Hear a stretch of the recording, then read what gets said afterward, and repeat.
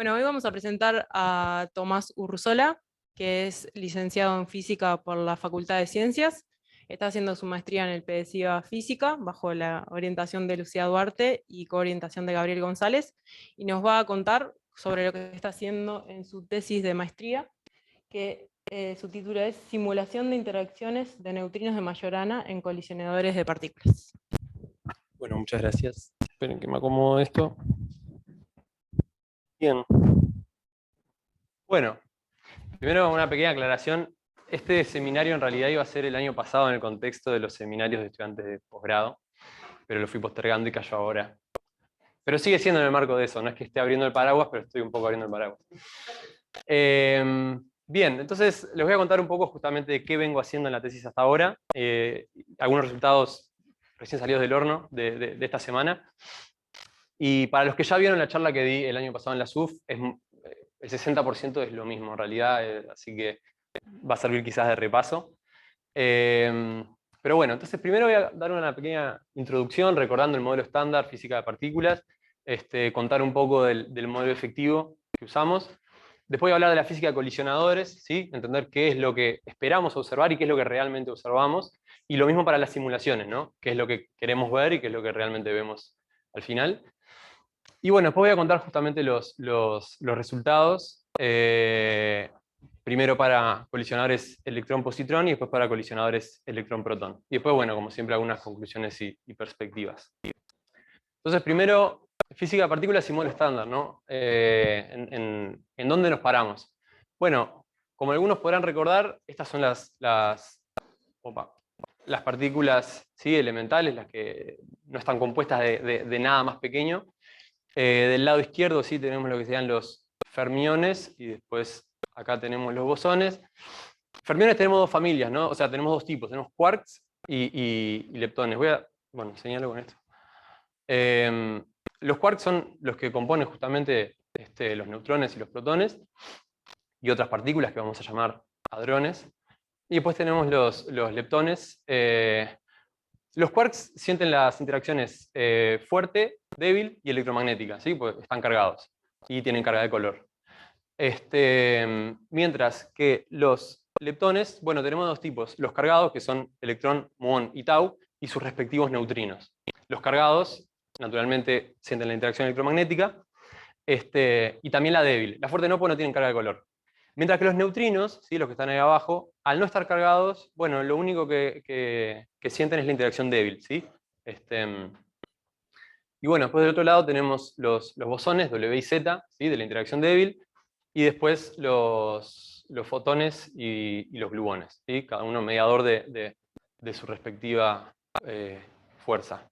Bien, y después el bosón de Higgs, que justamente varios habrán oído que es lo que le da masa a las partículas que interactúan con él. Bueno, y en física de partículas lo que usamos, ¿sí?, para escribir y calcular y ver cómo se comportan justamente estas partículas, lo que hacemos es trabajamos con campos, ¿sí? Distintos tipos de partículas son distintos campos, y los escribimos todos en un lagrangiano, que es difícil de controlar esto, que justamente lo que aparece en Lagrangiano son como las distintas interacciones. ¿Bien? Y a la hora de hacer cálculos, es que aparecen estos diagramas de Feynman, que algunos, varios de los que están acá ya conocen, que en realidad lo que nos permiten los diagramas de Feynman es una forma de expresar, ¿sí?, cálculos de forma diagramática a orden perturbativo de las distintas interacciones. Y cuando hablo de interacciones de partículas, les decía términos en lagrangiano que son productos de estos distintos campos, se traducen en los diagramas como vértices. ¿Bien? Entonces, el resumen de esta parte es, bueno, tenemos estas partículas, las vamos a considerar, las vamos a trabajar como campos, y sus interacciones son los vértices que van a aparecer en los diagramas, que son el producto de estos como términos del lagrangiano. Entonces, bueno, sabemos ahora un poco cuál es la idea, por lo menos para hacer cálculos y ver cómo se comportan estas partículas. Falta hablar un poquito de las masas, ¿no? ¿Cómo adquieren masa? Bueno, voy a hablar principalmente de las masas fermiónicas, en realidad. Y lo que pasa es que tenemos un término en el lagrangiano, que es el lagrangiano de Yukawa, que en resumidas cuentas lo que nos va a parecer al final es que tenemos una combinación de partes izquierdas y derechas de los campos. ¿Qué son partes izquierdas y derechas?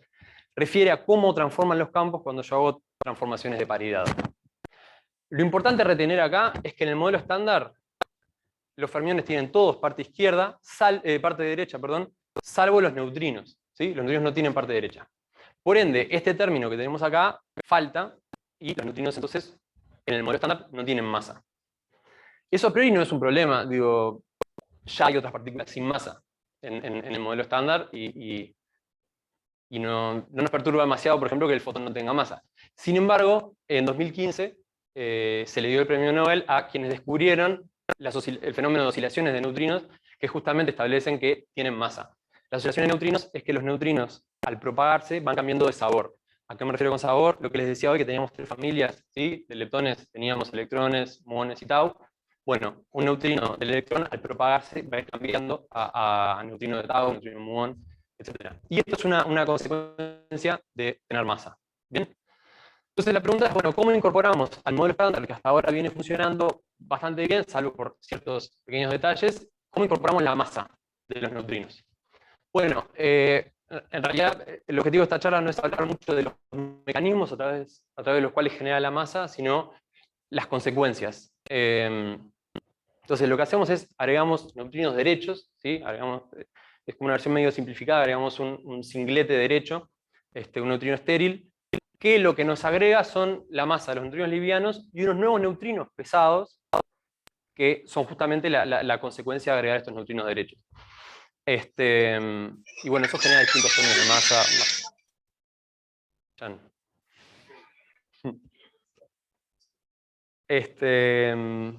Pero bueno, distintos términos de masa de Dirac, masa de Majorana, y está el mecanismo SISO, que lo que nos da justamente es una justificación de la diferencia tan grande de los órdenes de magnitud entre las masas de los fermiones, nos explica por qué los neutrinos tienen masa tan pequeña, producto de que el neutrino pesado tiene una masa muy grande. Pero en vez de entrar, o sea, no vamos a entrar mucho en detalle de cómo son esos mecanismos ni nada, la idea es, ok, para resolver el problema de las masas tenemos estos nuevos neutrinos masivos que aparecen. Bueno, ¿cómo interactúan con el resto de las partículas? Entonces lo que hacemos es extendemos el modelo estándar, agregando este n, y agregando sus interacciones efectivas con el resto de partículas. Cuando digo interacciones efectivas, digo interacciones en cierto rango de energías. ¿Bien? Entonces lo que hacemos es, bueno, hoy hablaba de la Lagrangiano al modelo estándar, agregamos una cantidad, bueno, a priori infinita de términos. Nosotros vamos a estudiar a orden 6, ¿sí? Y estos términos que les decía, que aparecen en el Lagrangiano, en realidad lo que nos van a traer son estos nuevos vértices. ¿Bien? Entonces, comento rápidamente, esto es a orden 6, ¿no? Tenemos primero un vértice con 4 fermiones, ¿sí? Uno es un neutrino pesado y los otros son otro tipo de fermiones. Y después tenemos un vértice leptón, bosón W y neutrino pesado. Y después dos neutrinos pesados, un Z. Y por último, neutrino pesado, fotón, neutrino liviano. ¿Bien? Y todos estos términos van a estar como pesados, ¿sí? Acompañados de este alfa que tenemos acá, que en realidad nos dice qué tanto pesa esta interacción, ¿sí? Entonces, en realidad, como nosotros estamos agregando a mano este neutrino y todos estos términos, justamente la masa del neutrino pesado y los alfas de mi modelo son parámetros que yo a priori no sé cuánto valen. O sea, la idea de todo esto es justamente ver qué predicciones nos da este modelo, variando las perillas, entre comillas, del modelo, que son las masas de los neutrinos pesados y los alfas del Lagrangiano. ¿Bien? Entonces, esto es un poco lo que acabo de decir, ¿no? Para resolver el problema de las masas, agrego el neutrino pesado n, este neutrino interactúa con las demás partículas, ¿y cómo pongo a prueba el modelo? Bueno, veo qué predicciones experimentales me da. En particular, nosotros lo que hacemos son simulaciones de los experimentos, variando estos parámetros del modelo, y vemos qué tanto se separa del modelo estándar sin estos términos. ¿Bien? Perdón, ¿es un neutrino pesado o uno por sabor? No, solo uno. Solo uno. Sí. Es una versión simplificada, pero que da como una idea cualitativa de cosas que no puede esperarse. Es el mismo que acopla con todos los otros tres. Sí. Bien. Entonces, pasando un poco a la parte de colisionadores. ¿Qué puedo esperar en un colisionador? Y en particular, ¿qué puedo esperar cuando tengo neutrinos pesados, ¿no? Que es lo que nos interesa. Bien. En estos experimentos lo que va a pasar es, chocan dos partículas y se crean un montón de partículas nuevas. Bien. Si una de ellas es un neutrino pesado, que a su vez va a decaer, porque estos neutrinos decaen a otras partículas. Hay, bueno, todos los cálculos de estos anchos de decaimiento los hizo Lucía en su doctorado en detalle. Pero entonces lo que pasa es que ese neutrino se crea y decae a otras partículas. Y bueno, naturalmente los momentos de las partículas y su distribución angular va a estar relacionada con el momento del neutrino del cual provienen, ¿no? En particular, nosotros vamos a trabajar mucho con lo que es la separación angular. Es decir, si el neutrino tiene mucha masa, para crearlo se va a llevar gran parte de la energía de la colisión, entonces se va a crear con poca velocidad. Entonces, si tiene poca velocidad, al decaer, probablemente sus productos de decaimiento se vayan en sentidos opuestos. Esto es como bien intuitivo y bien simplificado, ¿no? Mientras que si el neutrino es liviano, va a salir con mayor velocidad y por ende las partículas que decaigan de él van a ir como en un cono colineal a la velocidad, a la trayectoria del neutrino. Eso es como lo que uno se podría esperar o le gustaría esperarse, pero la realidad en los colisionadores en realidad es muy distinta a esto. Esto es un poco lo que se observa. Esto es un evento en el experimento Atlas, en el LHC, y lo que vemos es que justamente en vez de tener esas dos partículas que chocan y 3, 4 partículas al final, tenemos un montón de partículas y un montón de detectores que están captando todo esto. ¿Qué es lo que pasa? Naturalmente se crean partículas, decaen y interactúan entre sí.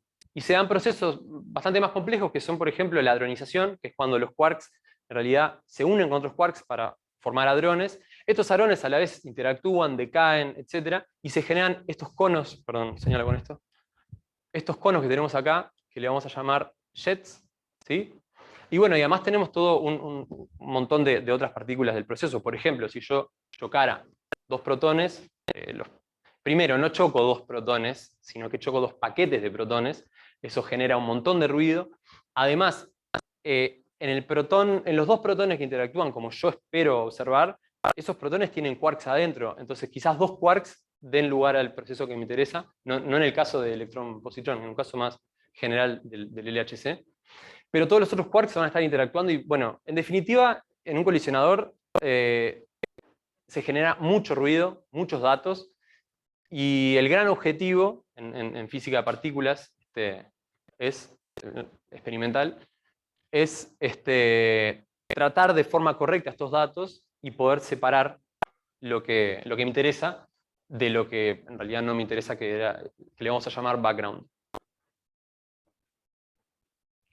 Entonces, ¿qué va a ser el background? Bueno, va a ser varias cosas. Background van a ser, por ejemplo, todos esos procesos que no tienen nada que ver con el proceso que quiero observar. Pero también background van a ser procesos que sí me dan todas las mismas partículas finales que el proceso que yo quiero estudiar, pero que no están mediados por las partículas que me interesan observar. Por ejemplo, en el caso de los neutrinos, puedo tener un diagrama de este estilo, no se ve muy bien de lejos, pero la idea es que el estado inicial y el estado final es igual al estado inicial y final que voy a comentar ahora más adelante, pero no tengo ningún neutrino masivo. Entonces, bueno, ¿cómo me saco arriba esto? Pues yo puedo decir, ok, me quedo solo con los estados finales en los cuales tengo un muón, un antimuón y dos jets. Fantástico, están quedando estos adentro. ¿Cómo me saco estos? Bueno, como hablábamos hoy, usamos cortes y para cada proceso esperamos que haya ciertas correlaciones entre los observables. ¿Sí? Por ejemplo, lo que comentaba hoy de la separación angular, cuando tengo un neutrino pesado, espero que sus productos tengan una cierta relación que en este tipo de procesos no necesariamente la van a tener. Bueno, y uno de los problemas que tenemos cuando trabajamos con neutrinos es que los neutrinos son invisibles. Como les decía hoy, son, los neutrinos livianos en particular son débilmente interactuantes, entonces en realidad no se ven, no hay detectores de neutrinos. Lo que se deduce la existencia de los neutrinos de forma indirecta. En particular se trabaja con algo muy importante que es la missing energy, que es, yo sé con cuánta energía parto, porque sé la energía de las partículas que estoy chocando, observo todas las partículas finales con cuánta energía vienen, y bueno, tengo una diferencia. Si hubo neutrinos, tengo una diferencia. Esa diferencia es justamente la energía que se llevaron los neutrinos. Entonces, más o menos estos son los procesos que seguimos para analizar estos datos. Tanto para experimentos reales como para las simulaciones, ¿no? Entonces vamos a ver cómo es que hacemos estas simulaciones. Bueno, primero escribimos el lagrangiano, que les mostraba hoy, en el paquete de Feinruls, un paquete de matemática, que lo que nos dice es cuáles son los vértices de la teoría. Los vértices que ya les mostré, ¿no? Esos salen justamente de matemática. Después le ponemos el archivo generado por matemática al software MATLAB, que justamente es lo que simula los choques de las partículas y sus decaimientos, y nos da todos los momentos finales de las partículas. Pero eso lo hace a nivel partónico. Es decir, por ejemplo, lo que les decía hoy de los quarks que hadronizan, MATLAB no lo hace. MATLAB dice, chocan un electrón y un positrón y tengo tales quarks en el estado final. Entonces después hay que agregar otra etapa a la simulación, que es PITIA, que justamente hace el cálculo de, bueno, si yo tengo estos quarks con tales momentos, ¿qué hadrones voy a obtener luego? Y la última etapa en la simulación es usar el programa Delfes, que lo que hace es simula el detector. Dice, ok, si tengo tales leptones y tales hadrones en el estado final, lo que voy a detectar en las distintas capas de los detectores y demás son tales partículas. Esto es muy interesante porque agrega incertidumbre. Pues, naturalmente ningún experimento calcula perfectamente una energía, un momento, lo que sea. Entonces, Delfes introduce eso basándose justamente en las incertidumbres propias de los detectores de los colisionadores que ya existen y las incertidumbres esperadas para colisionadores futuros. Y también agrega algo muy importante, que es la identificación errónea de las partículas, que es que a veces pasa un electrón, pero lo que detecto es un muón. ¿Por qué? Porque justamente se equivocan los detectores. O a veces directamente pasa un electrón y no lo veo, se escapa del detector, dependiendo en particular del ángulo con el cual sale. Y eso es muy importante, sobre todo para el segundo proceso que voy a comentar. Bien, y lo último que hacemos es analizar estos resultados y graficarlos. Analizarlo es hacer los cortes que les venía comentando. Bien, acá solo para ver un poco, tener una idea qué simula el detector. Esto es realmente un corte transversal del detector o sea, de los detectores en CMS, en el LHC también, donde en el centro es donde ocurre la colisión de las partículas y después salen y distintas partículas son captadas, distintos tipos de partículas son captadas por distintos tipos de detectores y de acá es que se obtiene los momentos, el ángulo, bueno, se identifica qué partículas son en función de cómo se curvan con los campos magnéticos que se inducen y con cuánta energía llegan. Y bueno, esto es lo que simula el Delfes al final. Entonces, bueno, voy a hablar un poco ahora sí de qué resultados obtuvimos para el primer proceso, los primeros procesos que trabajamos, que era para colisionadores electrón-positrón. ¿Sí? Bueno, para electrón-positrón nos basamos en estos dos colisionadores, ILC o FCCEE, que son colisionadores futuros que todavía no existen, ¿sí? Pero los usamos para los parámetros de la energía, la luminosidad, y bueno, a Delfes hay que decirle qué tipo de colisionador estamos usando para que agregue las incertidumbres propias de esos colisionadores. Una pregunta, los datos de LED no necesitan energía pasada. No me acuerdo cuáles son las energías del LEP, pero...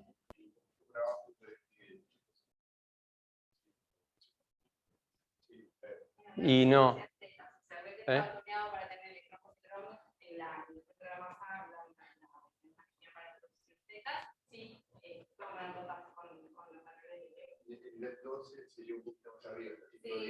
Pero justamente las masas con las que trabajamos nosotros de neutrinos, o sea, funcionaría para masas más bajas, pero las masas con las que venimos trabajando hasta ahora, son mayores a 100 GeV. Entonces, bueno, daría justo.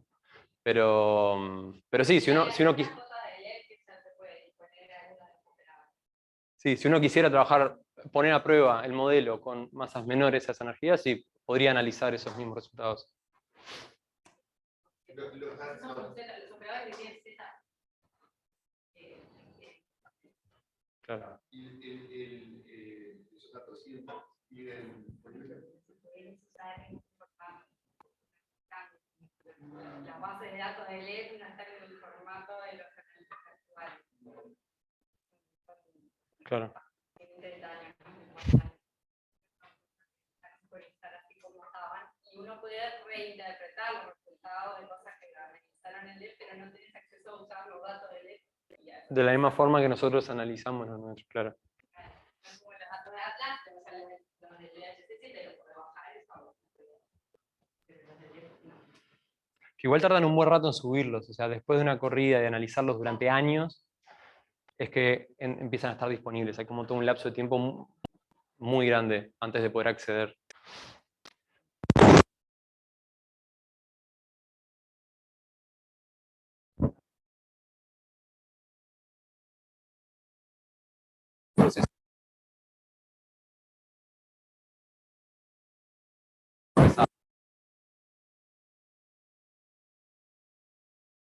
Se escucha bastante feo, no se escucha más bien. Tomás. Chequea el micrófono o algo.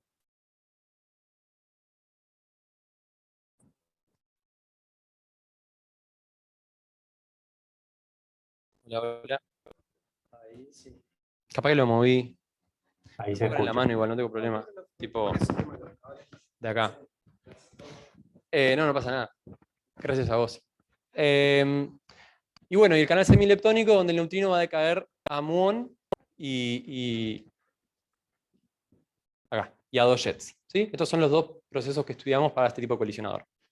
Bueno, primero lo que hacemos es ver qué sección eficaz tienen estos procesos, es decir, de cierta forma la sección eficaz es como cuál es la probabilidad de que el proceso ocurra, y lo vemos para distintas masas del neutrino pesado y para distintos, o sea, acá tenemos las tres curvas en color, son tres valores distintos de alfa.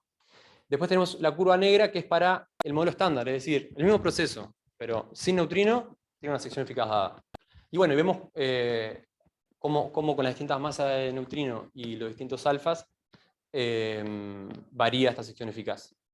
Este pico que observamos corresponde justamente a cuando el neutrino tiene la energía suficiente para crear al bosón W. ¿Sí? Se abre este canal de decaimiento, entonces es más probable que ocurra este proceso porque entran en juego todo un montón de procesos de este tipo.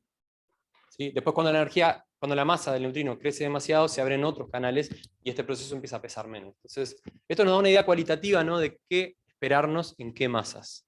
¿Sí? Entonces, después, la idea con esto es, ok, ¿qué nos da si nosotros realmente tuviéramos un neutrino en un colisionador? ¿Qué vamos a observar? Bueno, ahí entra en juego todo lo que les decía de la separación angular de las partículas que vienen del neutrino. Entonces lo que hacemos nosotros es, les recuerdo que en el proceso en el electrónico, lo que vamos a tener son dos muones, un muón y un antimuón, que vienen de mi neutrino. Entonces yo espero que haya una relación entre la separación angular de esos dos muones en función justamente de la masa del neutrino.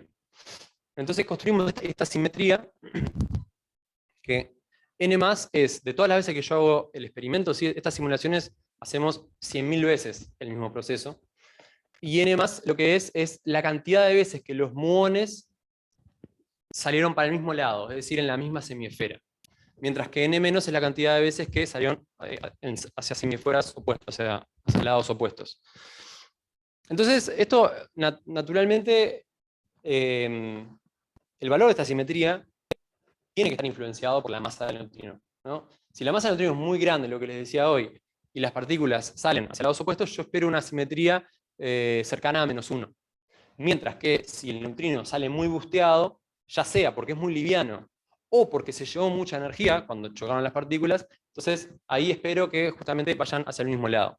Y bueno, es un poco lo que observamos. Esto es las curvas de la asimetría en función de la energía de los muones, ¿sí?, de los productos de decaimiento del neutrino, solo para la señal, ¿no? Procesos donde tengo el neutrino y decae. Y observo, bueno, la curva celeste o verde acá arriba, que es para la masa más chica, que la simetría es siempre cercana a 1, mientras que las otras son menores para masa de 100 y de 150 JeV. Las asimetrías son menores, pero a medida que la energía que se llevó el neutrino es mayor, bueno, va tendiendo se va acercando a 1. Entonces, este tipo de observables parece ser interesantes para analizar estos procesos. Entonces lo que hacemos es, bueno, calculamos la simetría, pero ahora para todo el proceso. O sea, señal y background, genero todo junto y veo qué tanto se separa mi señal más background del modelo estándar, que es la curva negra, ¿no? Entonces vemos unas pequeñas separaciones y lo que hacemos es calculamos, hacemos un test estadístico chi cuadrado y calculamos cuánto se separan para las distintas masas. En particular para este valor, ¿no? de alfa igual a 0,2 y para estas tres masas. Y bueno, y observamos que para la masa de 50 no se separa demasiado, mientras que para las otras se separa un poco más. Y después repetimos este análisis, pero para el otro proceso. Este les recuerdo que era el leptónico, o sea, con un muón y un antimuón al final. Y el siguiente es el semileptónico, donde tenemos los dos jets al final. Lo que agregamos a... La anterior, Claro. te está diciendo que se separa más cuando las masas son más grandes. Sí, después vuelve a caer eso. Y eso es porque se abre el canal del W. Exacto. De hecho, se separa más, perdón, siguiendo con esto. Se separa más en 100 y después ya baja con 150. Y después ya vuelve a morir rápidamente. Ya para masas de 200 no lo graficamos porque no se separa nada. Con 50 teníamos esperanza que se separara y no se separó demasiado. Y bueno, después repetimos esto con el otro proceso, pero nos encontramos con el problema de que no se paraba también, justamente. Así que agregamos un corte, que es en este observable que está acá a la izquierda. No vale la pena que explique demasiado cuál es el significado de este observable, pero la idea que les quiero transmitir es, bueno, hay un pico acá en el modelo estándar para este rango de valores de este observable, así que cortamos justo después del pico para rechazar el modelo estándar y quedarnos con los datos de nuestra señal. Y bueno, y obtenemos resultados bueno, similares. Acá se separa más el de 150 que el de 100, pero de vuelta, ya para masa de 200. Cortar es rechazo todos los resultados que no tienen cierto valor de parámetros. Es decir, corto... o sea, la idea es que cuando corto, digo, todos los eventos que tienen el valor de este observable MTMet del muón menor a 85 los descarto y me quedo con los otros. Grafico de vuelta la simetría y ahí observo una separación. Bueno, no quería entrar en el detalle de por qué fue. Pasa que quiero contar lo que viene después, que está mucho mejor, pero el MTMet lo que es la masa invariante, la masa transversal de los neutrinos y de los muones, ¿sí? De cierta forma me dice, cuánta energía se están llevando al final el neutrino y el muón, ¿sí? Que tengo acá al final del proceso, ¿sí? Entonces, lo que observo cuando grafico eso es que en el modelo estándar hay un pico del valor de ese observable. Eso quiere decir que hay una cantidad de veces que uno simula la proyección, más de 10 a la 4, ¿vieron ahí en la gráfica? Hay una cantidad de veces que yo hago la simulación y tengo ese valor de ese observable. Eso. Entonces al cortar me deshago realmente de esos valores y me quedo con los procesos en los cuales tengo un poco menos de modelo estándar, de procesos del modelo estándar, y más procesos como el que quiero observar. Y ahí logro separar mejor, es decir, observar una diferencia estadística mayor entre la simetría para el modelo estándar y la simetría para los procesos con neutrinos. ¿Sí? Bien.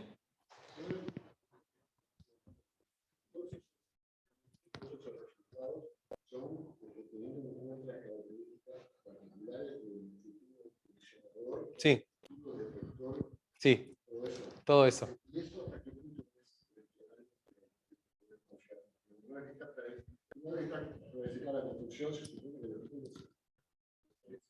Sí, Sí, claro, o sea, ¿qué tan fiable es? Bueno, es una muy buena pregunta, no lo sé. Pero todo esto, en realidad, Delphi justamente, si uno entra al programa, ve las incertidumbres que agrega, y esos números se deberían corresponder a lo que se espera, se pronostica para estos detectores. Estos programas están todos desarrollados por gente del CERN, en realidad. Entonces, a priori debería ser bastante fiable. Pero después está...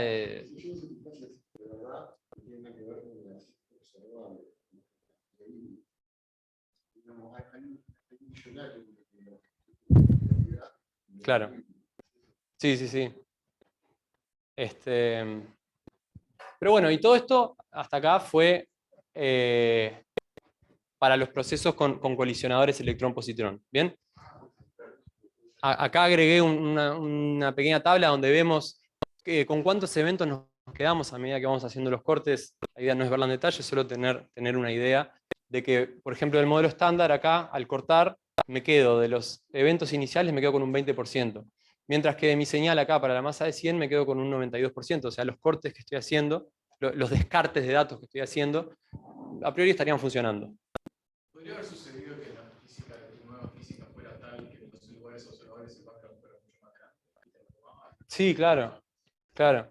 Bueno, pasa algo, no exactamente lo mismo, pero pasa algo del estilo en lo que voy a hablar ahora, de que los backgrounds, no es tan fácil decir qué es lo que va a pasar con los backgrounds, como sí lo era en este caso, que los procesos más probables son cuando tengo dos bosones Ws y puedo saber cuál es la diferencia entre eso y tener un neutrino pesado al final. Entonces hay una lógica que sin hacer la simulación ya tienes una idea de que estoy sugiriendo que va a suceder. Claro, sí, uno mira los diagramas y puede intuir cuál va a ser el comportamiento. Y por algo trabajamos con las asimetrías, pues justamente es una idea bien física de qué es lo que yo me espero que pase acá y no acá. Que nada de eso funciona, o no exactamente de la misma manera, con estos colisionadores protón-electrón. Entonces, lo que hablé hasta ahora lo publicamos el año pasado. Lo que voy a empezar a hablar ahora, estamos en el proceso de escribirlo, así que es todo como preliminar. Entonces, para el colisionador electrón-protón, lo que estamos usando es justamente lo que se espera del LHEC, ¿sí?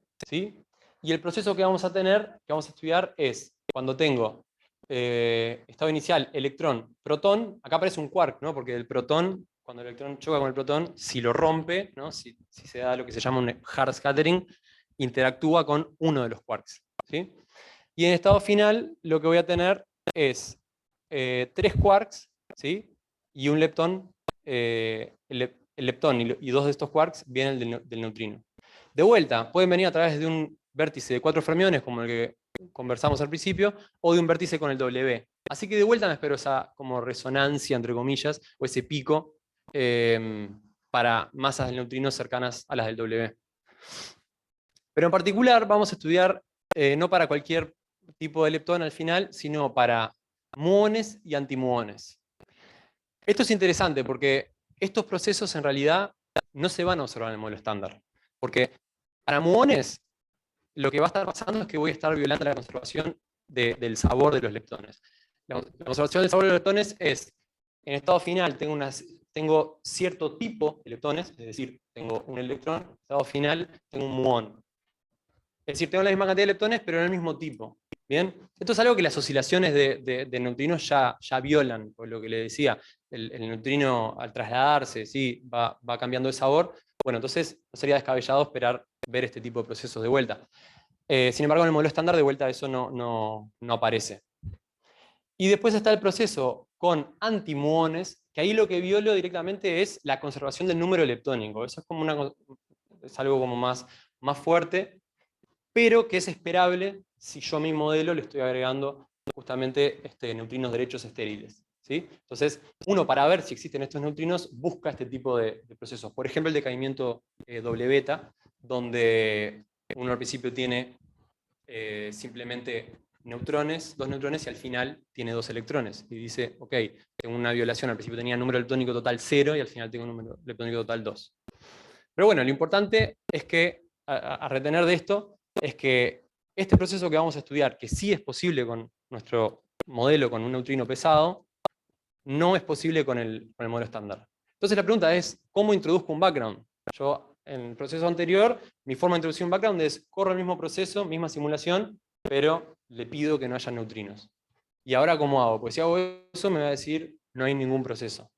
Bueno, la idea la sacamos de un artículo de Antouche, Fisher y Hamad, que lo que hacen es, introducen 6 backgrounds parecidos, ¿sí? Con estados finales parecidos a los que a mí me interesan.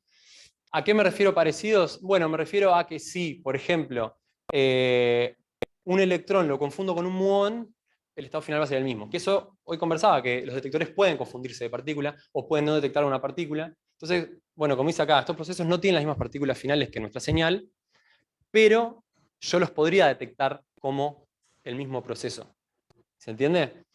Y de hecho, si nosotros hacemos esto, generamos estos procesos, le agregamos la simulación al detector y le decimos, bien, ahora de todo esto quédate solamente con los que tienen un muón y 3 jets. Detecta algunos de estos procesos, porque agrega bien la misidentificación, la identificación errónea que hay en los detectores, o que habría. De vuelta a la misma idea, graficamos la sección eficaz para ver un poco el comportamiento. Se reproduce.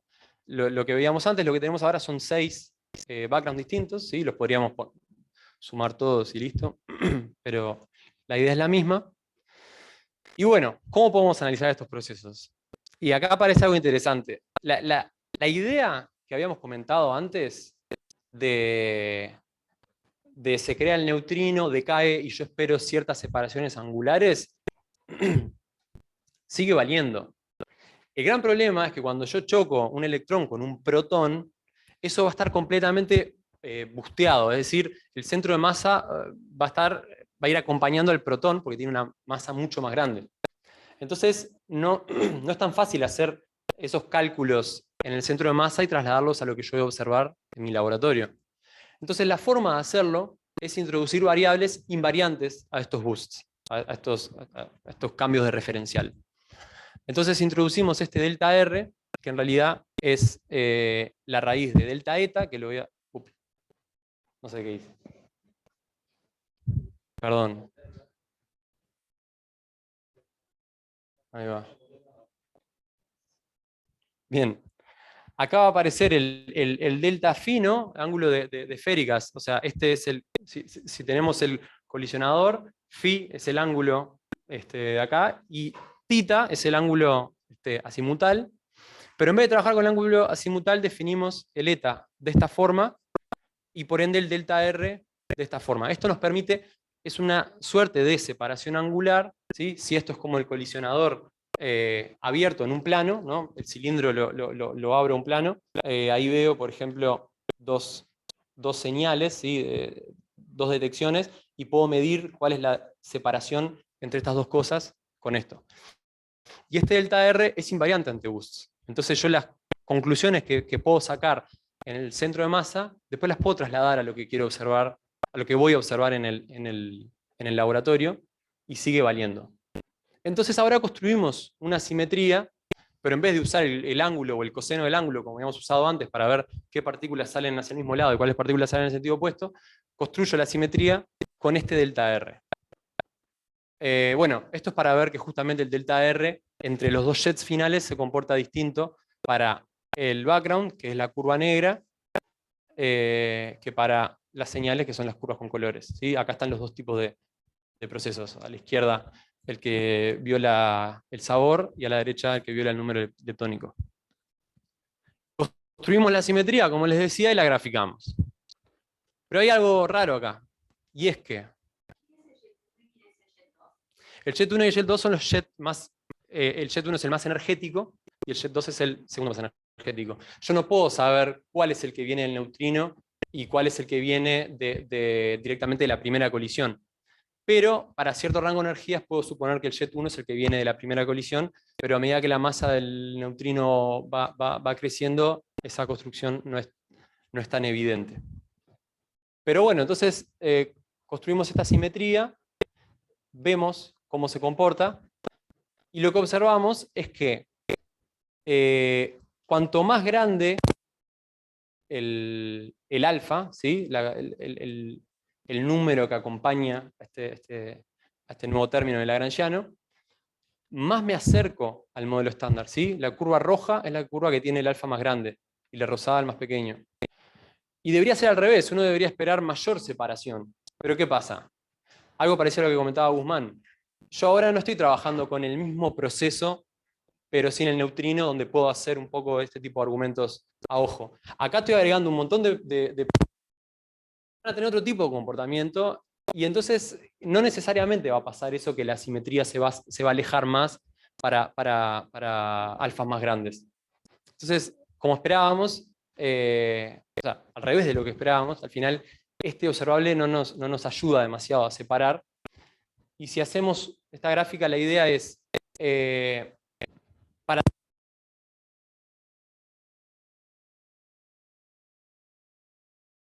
No se escucha. Se colgó el audio de vuelta.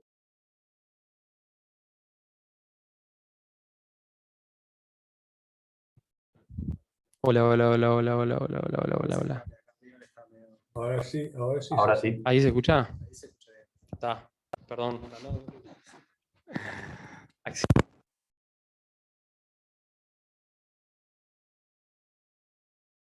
No. No, de él está prendido, el rojo está prendido.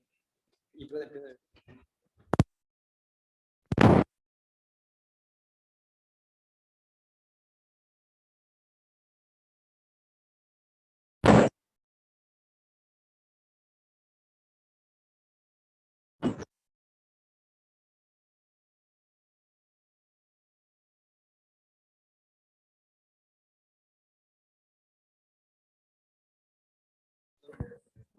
A ver, ahí ya no se escucha. ¿Ahí?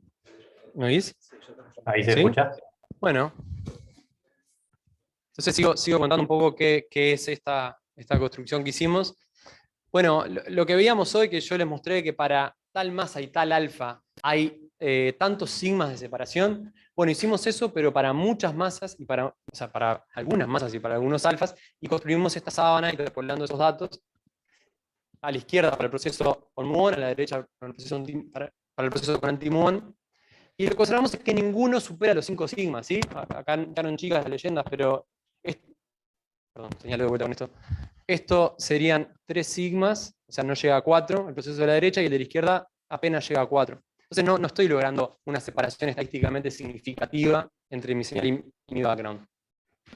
Entonces lo último que hicimos es un tratamiento medio alternativo que se llama TMBA, ¿sí? Toolkit for Multivariate Data Analysis, que son algoritmos de Machine Learning que lo que hago es entreno el algoritmo para que separe de la mejor manera posible la señal del background. En vez de hacer yo bueno, lo que hicimos en el primer proceso, bueno, a ojo, yo creo que la simetría va a dar esto, le decimos al programa, ok, te doy señal, te doy background, te digo qué variables observar para hacer la separación, y el algoritmo lo separa de la forma como más eficiente posible, ¿no? Entonces, esto es, entre comillas, lo que le damos de comer al programa, diciéndole qué es background y qué es señal, y esto es lo que me devuelve, ¿sí? Me genera un observable que es una combinación de todas estas variables que el programa determina, y me dice dónde cortar para separar de la mejor manera posible la señal del background. Naturalmente se cuela un poquitito de background, un poquitito de señal cuando corto, pero funciona bastante bien. Entonces ahora lo que hacemos es, usamos esto para cortar, para rechazar datos, rechazar el background y quedarnos con la señal, y observamos cuántos eventos tenemos de señal al final, y cuántos eventos tenemos de background. Hacemos lo que se llama conteo de eventos, ¿sí? Y acá tenemos la separación, o sea, cuántos sigmas se separa el número de eventos que identifico como señal del número de eventos que identifico como background. Y lo que vemos es la sábana verde, y, bueno, y agregamos el 5 sigmas como para tener de referencia y ver dónde se hace intersección. Otro análisis que hicimos como complementario a este, es decir, ok, del número de eventos que observo, ¿cuál es el número máximo de eventos en el cual el background y la señal se confunden? Es decir, si no mido nada, si hago el experimento y no mido nada, igual puede ser que yo lo que tenga es una señal que simplemente no se separa lo suficiente. Bueno, haciendo ese análisis, ¿sí? Que se llama confidence level al 95%, nos da esta intersección de acá. El plano azul nos dice cuál es el número máximo de eventos, y de vuelta la sábana verde ahora es el número de eventos de señal que yo estoy observando. Y bueno, la idea es que si yo proyecto eso al plano masa de los neutrinos pesados, alfas, obtengo como las separaciones, dónde, para qué valores de los parámetros voy a tener más de 5 sigmas y para qué valores de los parámetros, si no observo nada, igual no puedo rechazar necesariamente el modelo. Entonces, lo que les decía, podemos acotar el espacio de parámetros y obtenemos estas 3 regiones para los 2 procesos. Son bastante similares. Y bueno, esto es lo último, esto salió el lunes, lo graficamos con Lucía. El martes Nahuel me ayudó a que quede lindo y el miércoles lo puse en la presentación. Y bueno, concluyendo un poco, trabajamos, como les dije, con un modelo que incorpora neutrinos pesados, que interactúan con las otras partículas a través de estos vértices efectivos. Con la cadena, todos los software que les comenté, realizamos las simulaciones y vemos qué predice y cuánto se separa del modelo estándar, para qué valores de los parámetros. Y en particular realizamos este análisis para colisionadores de electrón-positrón, los primeros resultados, y para electrón-protón, que son los últimos que mostré. Ahí quedó rara redactada la frase, se ve que me distraje en la mitad. Y bueno, para colisionadores electrón-positrón utilizamos las asimetrías forward-backward que les comenté. Y bueno, y observamos diferencias estadísticas significativas para ciertos valores. Y para electrón-protón utilizamos los otros métodos TMBA que les comentaba, que nos permitieron acotar el espacio de parámetros, ¿sí? Bueno, y las perspectivas, terminar la tesis, terminar el artículo, ni que hablar, pero aparte hacer otro tipo de análisis complementario que viene quedando pendiente de eso, que es estudiar los vértices desplazados, o sea, qué pasa cuando el neutrino viaja, qué podemos esperar y demás. Y bueno, otro tipo de análisis, o sea, este tipo de análisis, pero para otro tipo de procesos, por ejemplo los del LHC, protón-protón, y después siempre se puede seguir trabajando con otras masas, otros parámetros, y demás. Eso sería todo.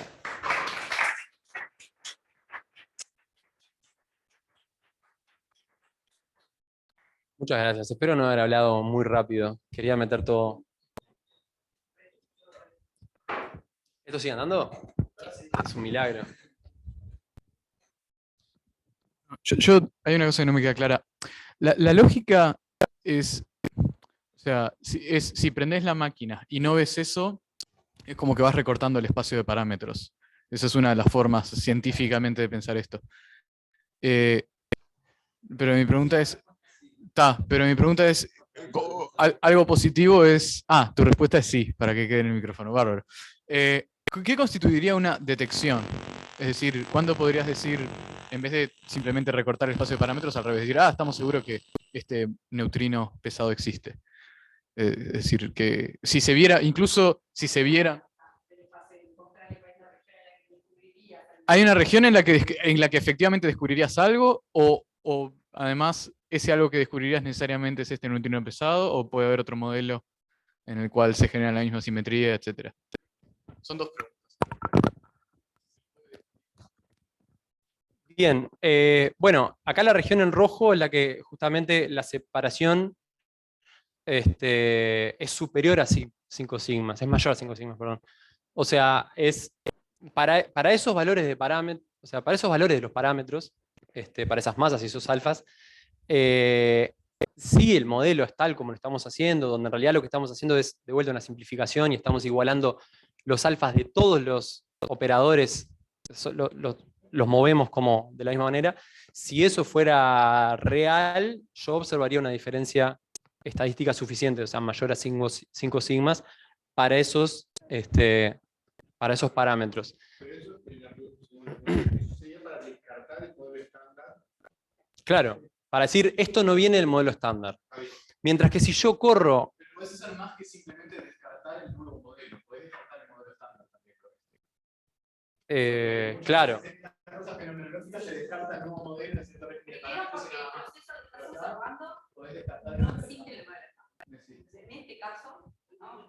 el segundo Pero caso. ahora, En el en el primero segundo no. caso, en estos Pero resultados. el primero no podría descartar el En el modelo estándar. primero, bueno, sí, está. No porque tenés muón y antimuón, entonces no viola el número electrónico necesariamente. Claro. Y ahí no es tan claro. De hecho, eso tenías un proceso estándar que sí con el gemelo. En este caso no.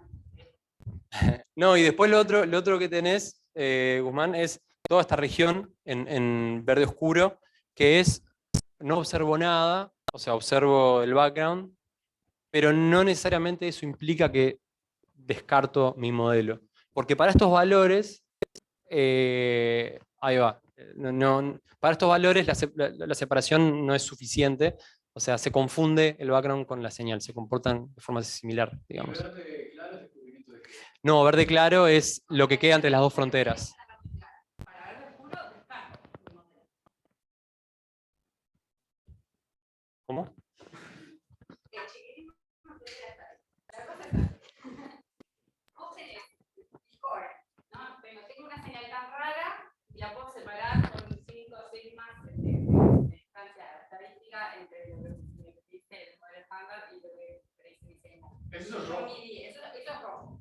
Claro. Ese sector de los parámetros de la masa cerca de 100, con los valores de alfa, y el condicionador y el proceso, que el modelo estándar no predice, lo mido, bueno, puedo encontrar que si lo voy a explicar con mi teoría alternativa tendría que estar con parámetros en esa región. Entonces, si yo encuentro un proceso que hubiera número electrónico y lo mido con una diferencia de más de 5 sigmas, entonces, si lo quiero explicar con la teoría de los neutrinos de Majorana, esos neutrinos de Majorana tienen que tener masa cerca de 100 y parámetros alfa entre 0, 15 y no sé, ¿no? Eso sería el primer estado. Y ahí sería comparando tu modelo. Puede haber otras teorías alternativas al modelo estándar que predigan la misma señal, de hecho las hay, y ahí habría que pelearse entre las distintas teorías que predicen eso. La parte verde oscuro, lo que quiere decir es, si yo tuviera el colisionador y no mido nada, cuando Tomás dice no mido nada, quiere decir, hago la medida y mido un número de eventos que es exactamente igual a la predicción del background. El background, acuérdense que en este caso no es el modelo estándar, son ruidos, ¿no? Entonces, si yo mido y justamente mido el mismo valor para el mismo número de eventos que predicho para los ruidos, quiere decir que no encontré la señal. Entonces, esa medida de que me haya dado exactamente lo mismo que yo esperaba para el ruido, me permite calcular un número máximo de eventos posibles de la señal que son compatibles con eso, porque puedo tener underfluctuation, se dice, ¿no? O sea, puedo tener señal escondida que no la estoy midiendo. ¿Cuál es el máximo número de señal? Bueno, en este caso el número es 36 eventos. Entonces, esa sábana con la que cortás es la sábana de 36 que dice, bueno, si yo mido, no sé, tal cantidad de background, en este caso los números son como, si mido 300 eventos de lo que yo espero que es background, bueno, puede haber como máximo 36 que se me hayan colado de la señal y que sean explicados como una fluctuación del background. Eso es lo que se llama el 95% confidence level, que dice con 95% de probabilidad, si estoy en esta parte verde oscura del espacio de parámetros, estoy descartando la teoría. Siempre haciendo el debate de que hice el experimento y me di justo lo que esperaba para ese ruido. Entonces es una manera de poner límites a lo que un aparato podría decir acerca de las teorías. Que el aparato no existe, y la disposición esa hipótesis, ¿no? de que si lo tuvieras, me dirías exactamente lo que esperabas como ruido. Entonces te permite descartar el espacio para. ¿Qué quiere decir? Que si tengo neutrinos de Majorana con masas de 500 y alfa 0,5, lo que predicen de eventos es más chico, está dentro de lo que podría ser escondido como una fluctuación. Entonces no lo puedo descubrir. Entonces puedo decir, si voy y mido justo el background, entonces descarto que mantiene Majorana con una masa de 500. No lo llevo. Pero es complejo. Sí, yo no sé si están de acuerdo. No sé si lo entendí de la misma manera. Claro, queda elaborado. O sea, para mí el 36 eventos es, ok, el máximo número de eventos que pueden caer como dentro de la señal, que en realidad son fluctuaciones del background. Por ende, si observo menos que eso, puede ser puede ser una señal que se está confundiendo con el background. Lo conversamos después. ¿Hay otras preguntas? La definición de comprender es muy empírica. Una cosa bayesiana que se calcula de una manera muy rara, pero la perspectiva no la tenemos. ¿Preguntas? Yo tengo otra, si no se puede decir. Claro. Pero igual la segunda pregunta, en este caso, no podrías afirmar que observaste el neutrino, sino simplemente en la zona roja, estándares incompatibles.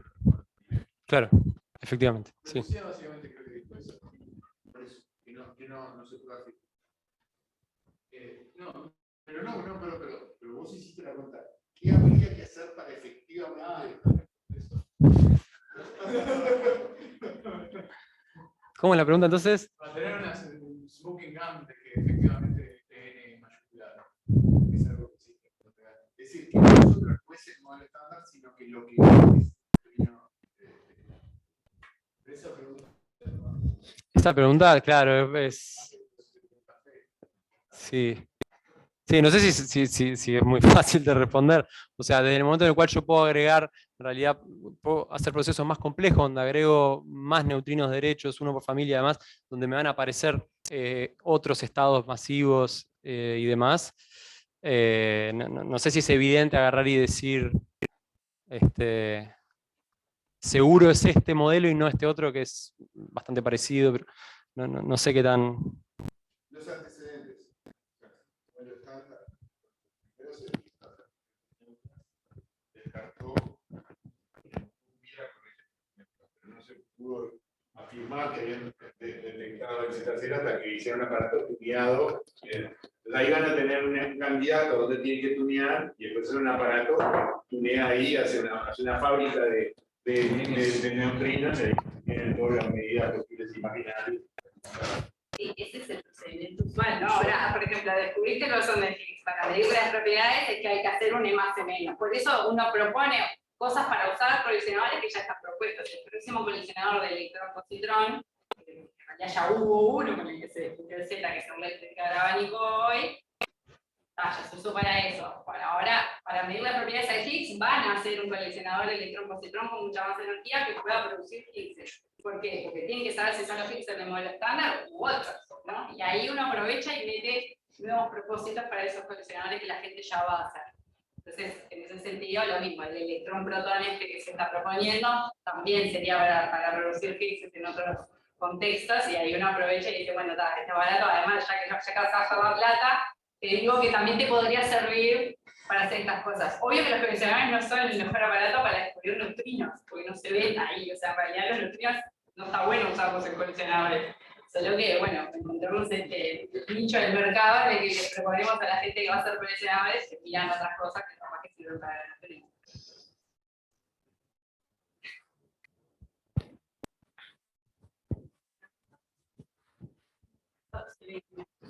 ¿Alguien tiene preguntas por Zoom?